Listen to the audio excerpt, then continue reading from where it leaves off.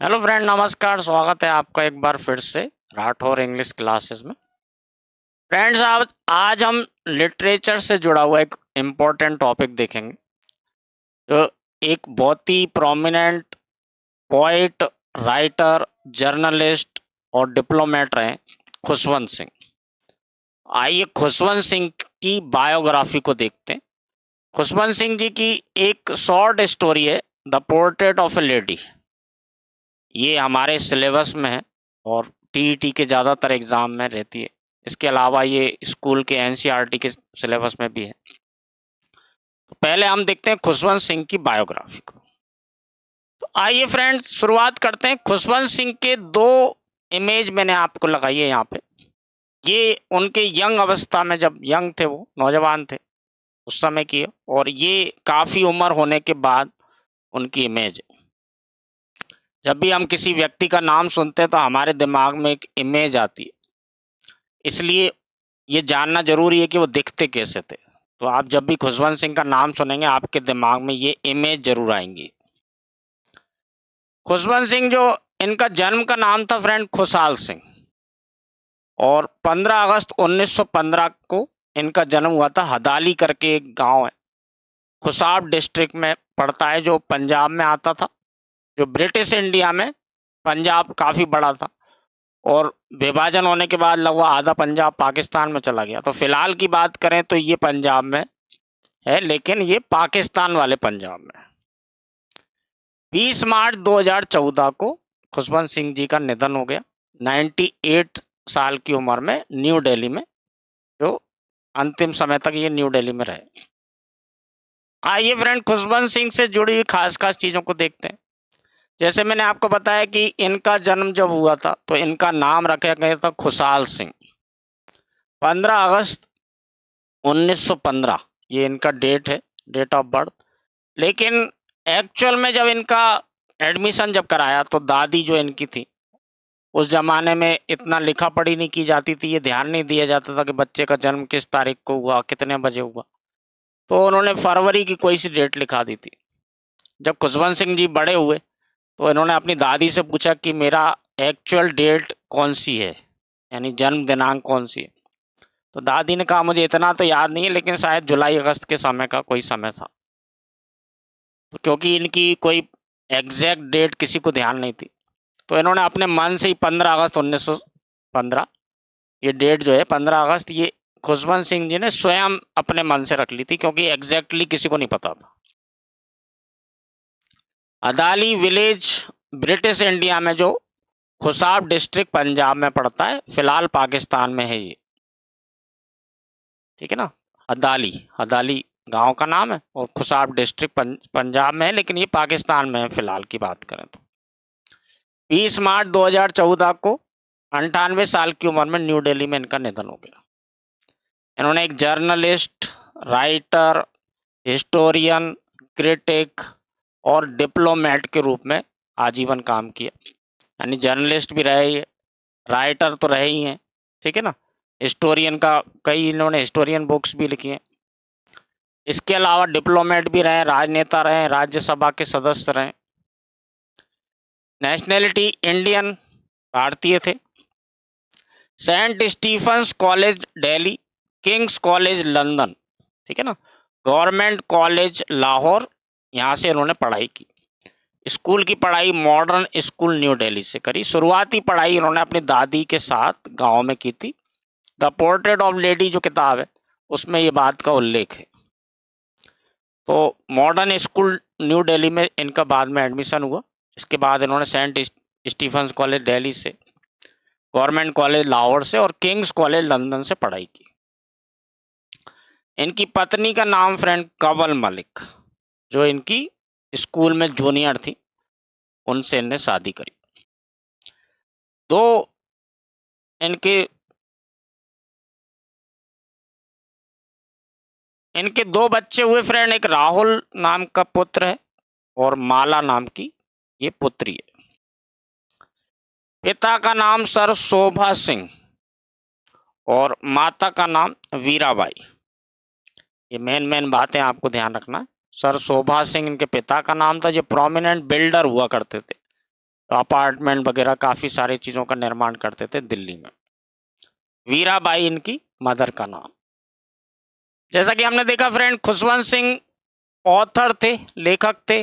Lawyer के रूप में इन्होंने लाहौर कोर्ट में 8 साल काम किया। डिप्लोमेट रहे, कई देशों में इन्होंने सेवाएं दी। जर्नलिस्ट रहे ऑल इंडिया रेडियो में और कई अखबारों में। पॉलिटिशियन रहे, राज्यसभा के सांसद रहे 80 to 86। उनका जो अनुभव था 1947 में जब भारत का बंटवारा हुआ, उस अनुभव के आधार पर इन्होंने एक बहुत फेमस किताब लिखी थी, ट्रेन टू पाकिस्तान इन 1956। इस पुस्तक पर यानी इस नॉवेल पर एक पिक्चर भी बन चुकी। तो ये काफ़ी इंपॉर्टेंट नाम है, इसको जरूर ध्यान रखना आप, ट्रेन टू पाकिस्तान। खुशवंत सिंह की, जैसे मैंने आपको बताया फ्रेंड, एजुकेशन न्यू दिल्ली में हुई। पहले बहुत छोटे थे जब इनके पिता इनको गांव में दादी के पास छोड़ आए थे और दिल्ली चले गए थे इनके माता पिता, ताकि वहाँ अपना बिजनेस पूरी तरह सेटल कर सके। जब इनका बिजनेस सेटल हो गया और उन्होंने एक बढ़िया सा मकान खरीद लिया, तो इन्होंने वहाँ पे उनको बुला लिया और इंग्लिश मीडियम एक मॉडर्न स्कूल में इनका एडमिशन करा दिया। इसके बाद इन्होंने स्टीफन्स कॉलेज दिल्ली में, किंग्स कॉलेज लंदन में भी पढ़ाई करी, यानी लंदन चले गए थे पढ़ाई करने के लिए। इसके बाद इन्होंने फ्रेंड लाहौर कोर्ट में 8 साल तक वकालत भी की, यानी एज ए लॉयर काम किया।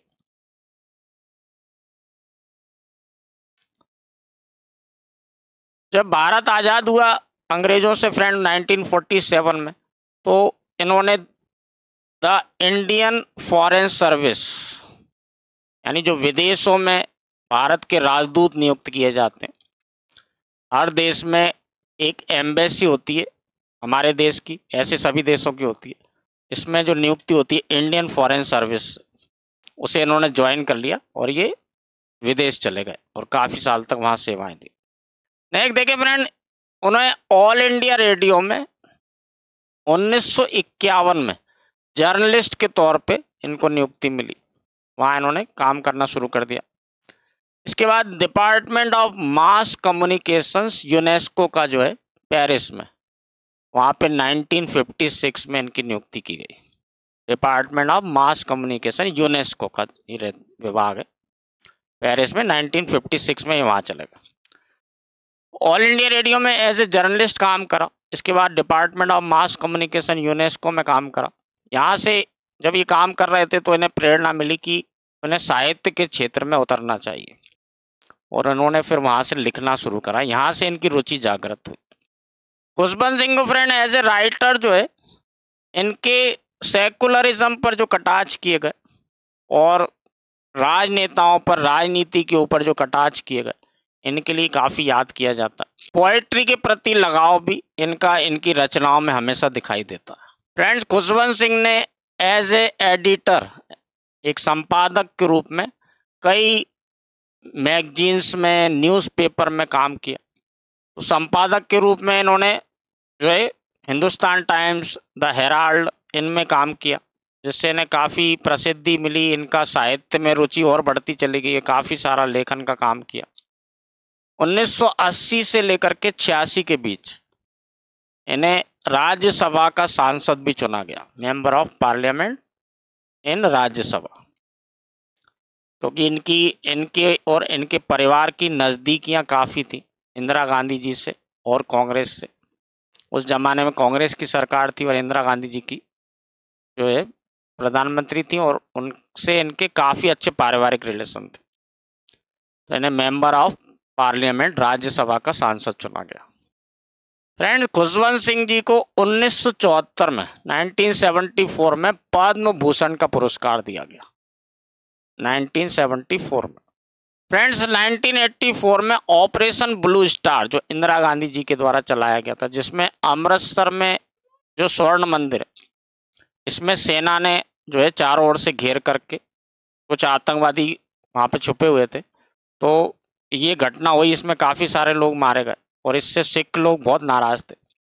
खुशवंत सिंह जी भी सिख थे, तो वो बहुत ज़्यादा आहत हुए इस घटना से और उन्होंने इसके विरोध स्वरूप ये जो अवार्ड मिला था पद्म भूषण का 1974 में, इसे वापस कर दिया सरकार को।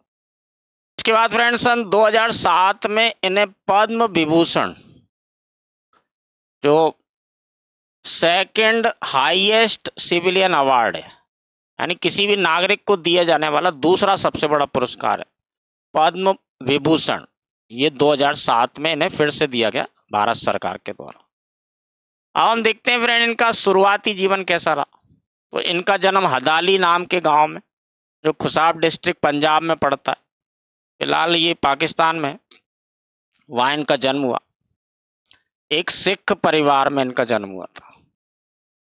ये यंगर सन थे, यानी छोटे पुत्र थे। सर शोभा सिंह इनके पिता का नाम और वीरन बाई इनकी माता का नाम, इनका जन्म हुआ था। जैसा मैंने आपको बताया था कि उस समय जन्म मृत्यु इतना सारा रिकॉर्ड नहीं किया जाता था। जब इनका एडमिशन कराया तो एक अंदाजन इनकी डेट ऑफ बर्थ जो है 2 फरवरी 1915 लिखा दी गई।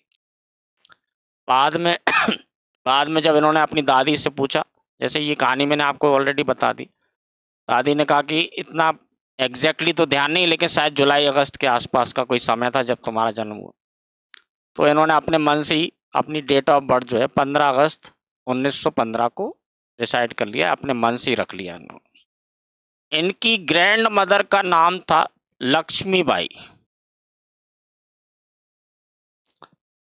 ये नाम इसलिए ध्यान रखना जरूरी है कि द पोर्ट्रेट ऑफ लेडी, इस कहानी में ये दादी के ऊपर ही कहानी लिखी गई है। तो ये क्वेश्चन शायद कभी आ सकता है कि उनकी दादी का एग्जैक्ट नाम, जो सही नाम क्या था, लक्ष्मीबाई। फ्रेंड, जैसा मैंने आपको बताया कि इनके पिता सर शोभा सिंह एक बहुत बड़े बिल्डर थे, एक बहुत बड़े कंस्ट्रक्शन का काम था इनका। ल्यूटियंस एक बहुत महंगा और बहुत ही प्रोमिनेंट क्षेत्र है दिल्ली में, वहाँ पर इन्होंने कई सारी चीज़ों का निर्माण किया। इनके अंकल सरदार ऊजल सिंह, ये गवर्नर भी रह चुके हैं पंजाब और तमिलनाडु के। तो इससे आप अंदाजा लगा सकते हैं कि ये एक बहुत रिच फैमिली से थे। इनके पॉलिटिकल कनेक्शंस काफ़ी अच्छे थे। इसी कारण से आप देखें कि वो पढ़ाई करने के लिए लंदन गए थे, क्योंकि आज के ज़माने में भी लंदन जाना इतना आसान नहीं है, बहुत पैसा लगता है इसमें। उस ज़माने में कोई व्यक्ति अगर लंदन पढ़ाई करने के लिए गया था, इससे आप अंदाज़ा लगा सकते हैं कि वो एक बहुत रिच फैमिली से थे। दूसरा, उनके पॉलिटिकल कनेक्शंस बहुत अच्छे थे। इंदिरा गांधी जी के से उनके बहुत पारिवारिक रिश्ते थे, कांग्रेस से बहुत अच्छे रिश्ते थे। इसी के परिणाम स्वरूप आगे जाके उन्हें राज्यसभा का सांसद भी बनाया गया। इनका जन्म का नाम फ्रेंड खुशहाल सिंह था, जिसका अर्थ होता है प्रॉस्पेरस लॉयन, समृद्ध शेर, धनवान शेर। ये नाम इनको इनकी दादी ने दिया था, जो पेट नेम, जो घर का नाम सैली सैली करके बोलते थे, सैली, ये इनका घर का नाम था। जैसे मैंने आपको बताया फ्रेंड, इनके घर का नाम था सैली। अब स्कूल में क्या होता था, बच्चे इनको इस तरह से चिढ़ाते थे, सैली, सूली, बाग दी मूली, मूली जो रेडिश होती जो हम खाते हैं, तो इस तरह से इनको बच्चे चिढ़ाते थे, सैली, सूली, बाग दी मूली। तो ये इस चीज़ से बहुत तंग आ जाते थे। तो इन्होंने फिर अपना नाम जो है, इनके बड़े भाई का नाम था भगवंत, तो इससे मिलता जुलता एक नाम रख लिया इन्होंने, खुशवंत। ये नाम इन्होंने खुद रखा था खुशवंत, क्योंकि भगवंत खुशवंत ये काफ़ी मिलता जुलता था। शुरुआत में इन्होंने ऐसा लगता था कि ये नाम तो शायद ही किसी का होगा दुनिया में, क्योंकि इन्होंने अपने मन से बनाया था। लेकिन बाद में पता चला कि 1-2 लोग और भी है जिनका नाम खुशवंत है, और बाद में तो ये इतना लोकप्रिय हुआ कि आज बहुत सारे लोगों का नाम खुशवंत सिंह है।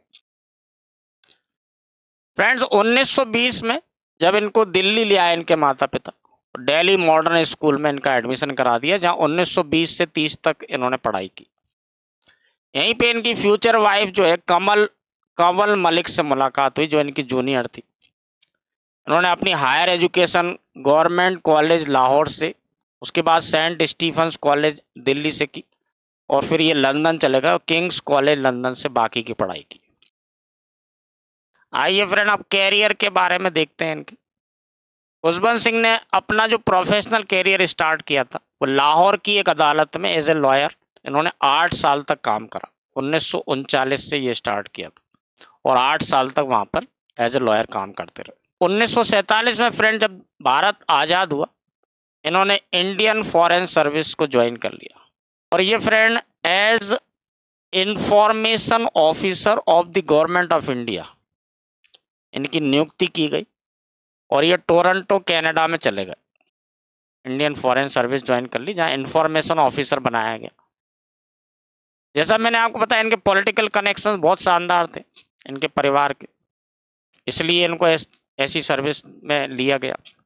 दूसरा, क्योंकि ये लंदन में पढ़ाई करके आए थे, इंग्लिश इनकी बहुत अच्छी थी। उस जमाने में भारत में बहुत कम ही लोग थे जो इतनी फ्लुएंटली इंग्लिश बोला करते थे और विदेश में काम करने के लिए इंग्लिश का आना बहुत ज़रूरी था। ये भी एक कारण था कि इनको जो है इंडियन फॉरेन सर्विस में लिया गया।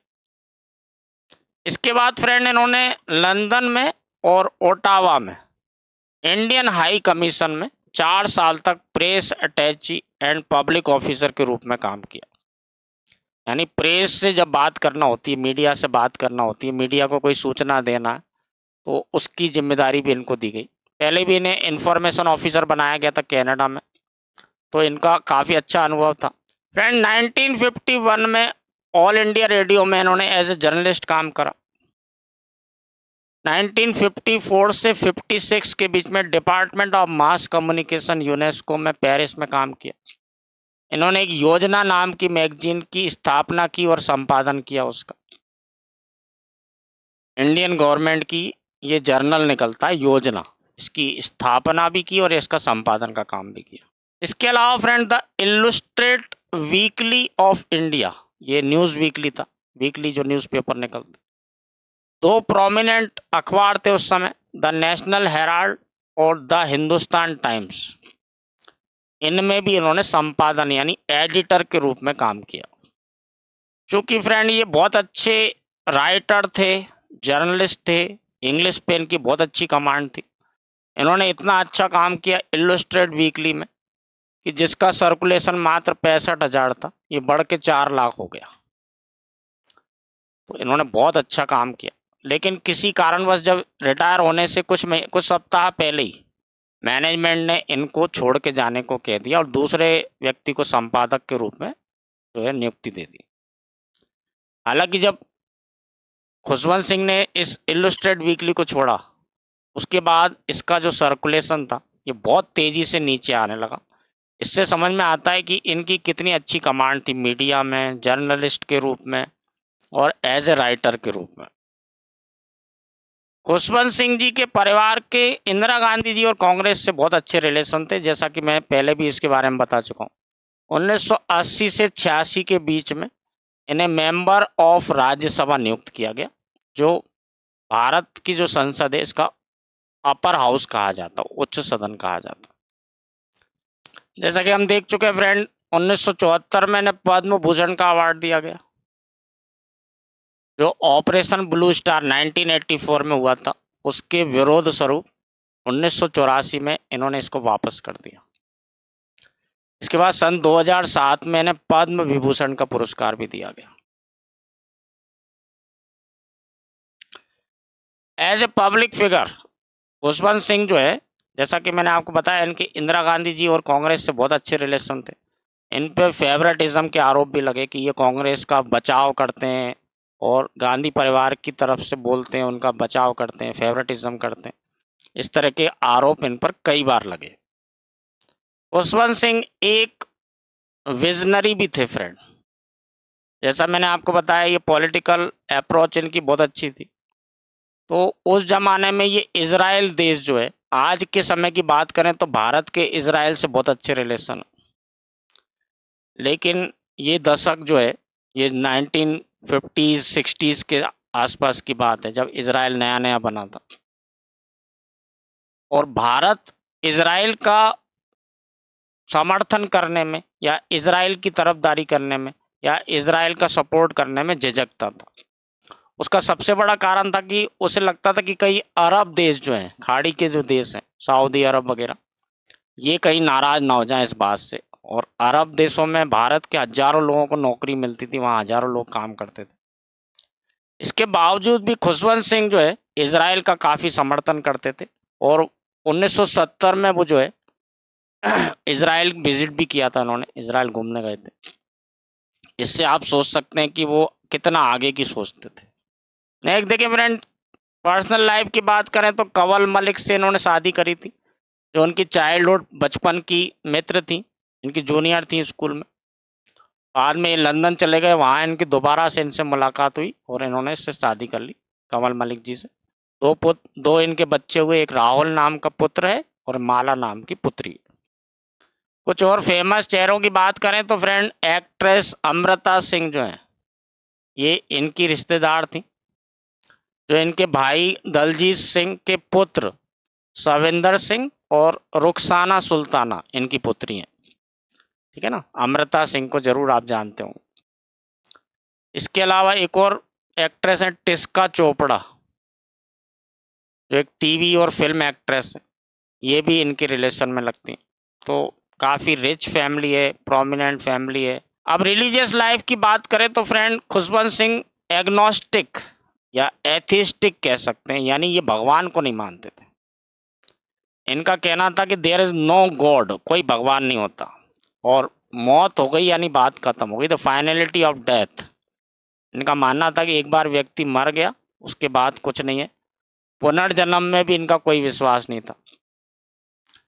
शुरू से ये इंग्लिश कल्चर, इंग्लिश ट्रेडिशंस, उनका रहन सहन, अंग्रेज़ों की तरह रहना, अंग्रेज़ों की तरह खान पान, इससे ज़्यादा प्रभावित थे, और कभी भी इन्होंने जो है रिलीजियस एक्टिविटीज़ में शामिल नहीं होते थे।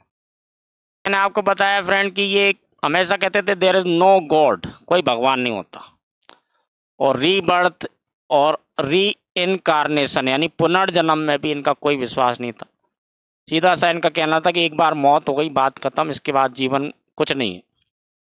इनकी जो लास्ट किताब थी the good the bad and the ridiculous, इसमें भी इस तरह से बातें की गई उन्होंने। फ्रेंड 20 मार्च 2014 में इनकी मृत्यु हो गई 98 साल की उम्र में। नेचुरल कॉज से हुई थी, क्योंकि उम्र काफ़ी हो गई थी 98 साल की। हालांकि इनकी पत्नी जो है, इनके 2001 में उनकी मृत्यु हो गई थी। खुशवंत सिंह, जैसा मैंने बताया फ्रेंड, किसी भी धर्म को नहीं मानते थे।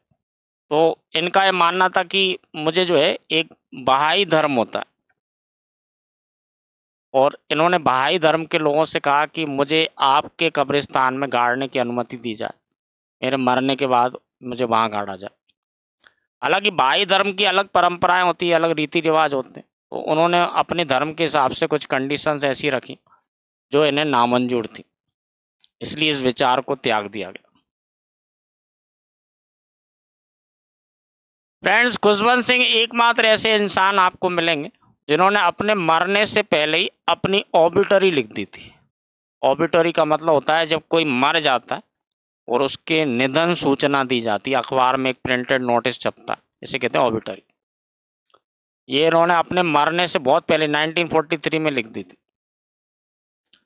तो बिल्कुल ही अलग टाइप के व्यक्ति रहे, एक्सेंट्रिक कह सकते हैं आप, कि कोई व्यक्ति अपने मरने से बहुत पहले अपनी जो है ऑबिटरी लिख जाए कि ऐसा ऐसा हो गया। जैसे इसमें पढ़ के देखें आप, we regret to announce the sudden death of Sardar Khushwant Singh at 6 PM last evening.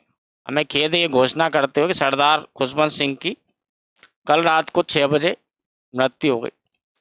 वो अपने पीछे एक नौजवान विधवा, 2 बच्चे छोड़ गए, और बहुत सारे दोस्त और बहुत सारे प्रशंसक। अब इस तरह का इन्होंने ऑबिटरी पहले से लिख दिया था। फ्रेंड, किसी व्यक्ति को जब कब्रिस्तान में गाड़ा जाता है तो एक पत्थर लगाते हैं जिसमें उस व्यक्ति के बारे में चीज़ें लिखी जाती हैं, इसे कहते हैं एपिटाफ। तो ये खुशवंत सिंह जी जो हैं, ये अपना एपिटाफ भी पहले से लिख के चले गए, और बड़ा आपको जो है इंटरेस्टिंग लगेगा, क्योंकि शायद ही कोई दुनिया में ऐसा व्यक्ति होगा जो अपने मरने से पहले जो है ऑबिटरी और एपिटाफ लिख जाए। और इसमें इन्होंने लिखा, here lies one who spared neither man nor God. यहाँ पे लेटा एक ऐसा व्यक्ति जिसने किसी को नहीं छोड़ा, ना तो मनुष्य को ना भगवान को। Waste not your tears on him, उसके ऊपर आंसू मत बहाओ। He was a sword writing nasty things, he regarded as great fun. ठीक है ना, वो एक ऐसा व्यक्ति था जो उल्टी सीधी चीज़ें लिखता था, और वो इसे मजे में लेता था। Thank the Lord he is dead, भगवान का धन्यवाद कि वो मर गया। This son of a gun, ये बंदूक का पुत्र, यानी इस तरह की बातें कहते थे जो बंदूक की गोली की तरह चुभती थी व्यक्ति को। इनका अंतिम संस्कार किया गया और इनकी अस्थियों को दफना दिया गया हदाली स्कूल में। ठीक है, इनकी अस्थियों को फ्रेंड हदाली स्कूल में दफना दिया गया और वहाँ एक प्लेक लगाया गया जिसमें कि इंस्क्रिप्शन लिखा गया in memory of Sardar Khushwant Singh 1915 to 2014। आइए फ्रेंड अब इनको दिए गए अवार्ड्स के बारे में बात करते हैं। तो rock failure 1966, Padma Bhushan 1974, honest man of the year, ये सुलभ इंटरनेशनल एक संस्था है उसके द्वारा दिया गया था। पंजाब रत्न अवार्ड, ये गवर्नमेंट ऑफ पंजाब के द्वारा दिया गया। Padma Vibhushan government of India के द्वारा 2007 में दिया गया। साहित्य अकेडमी फेलोशिप, ये साहित्य अकेडमी के द्वारा दिया गया। All India minorities forum annual fellowship award, ये उत्तर प्रदेश सरकार में मुख्यमंत्री जो थे अखिलेश यादव जी के द्वारा दिया गया था। इसके बाद देखें friend life time achievement award, ये टाटा लिटरेचर लाइफ इनके द्वारा। Fellow of Kings College London, ये जनवरी 2014, ये सारे अवार्ड्स इनको मिले। आइए फ्रेंड अब हम इनके लिटरेचर से जुड़ी हुई चीज़ों को देखते हैं, यानी इन्होंने क्या क्या रचनाएं करी। तो the mark of Vishnu and other stories, ये शॉर्ट स्टोरी छपी थी 1950 में। द हिस्ट्री ऑफ सिक्स 1953 में। ट्रेन टू पाकिस्तान 1956 में। The voice of God and other stories, ये 1957 में। I shall not hear the nightingale, ये 1959 में नॉवल लिखा गया था। फ्रेंड ढेर सारे राइटर्स हैं हमारे सिलेबस में और ढेर सारे पोएट हैं, इनकी रचनाएं भी ढेर सारी हैं। तो पढ़ते समय तो ये आसान लगता है लेकिन इनको याद रखना थोड़ा सा कठिन लगता है। जब ये बहुत सारे राइटर पोएट सबको आप पढ़ लेंगे, लेकिन फिर भी एक बार तो कम से कम इनको हमको बहुत अच्छे से देख लेना चाहिए। बल्कि एक बार नहीं कई बार आप जब वीडियो देखें तो इनको हो सके तो मेन चीज़ों को नोट कर लें, क्योंकि रचनाएं पूछी जा सकती हैं क्वेश्चन के रूप में। जैसे 4 ऑप्शन दे दी और उनमें से पूछ लिया कि इनमें से कौन सी रचना खुशवंत सिंह की है, इनमें से कौन सी रचना रॉबर्ट फ्रॉस्ट की है। नेक्स्ट देखें the Sikh today 1959, the fall of the kingdom of the Punjab 1962 में, द हिस्ट्री ऑफ सिक्स 1963 में, रंजीत सिंह द महाराजा ऑफ पंजाब 1963 में। नेक्स्ट देखिए friend Ghadar 1915, India's first armed revolution, ये 1966 में लिखी थी। गदर का मतलब रिवॉल्यूशन, क्रांति को कहते हैं।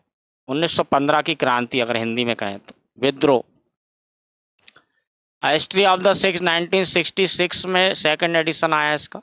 A bride for the Sahib and other stories, ठीक है ना, ये भी इन्होंने शॉर्ट स्टोरी कलेक्शन 1967 में। इसके बाद ब्लैक जैस्मिन 1971 में, ये भी शॉर्ट स्टोरी है।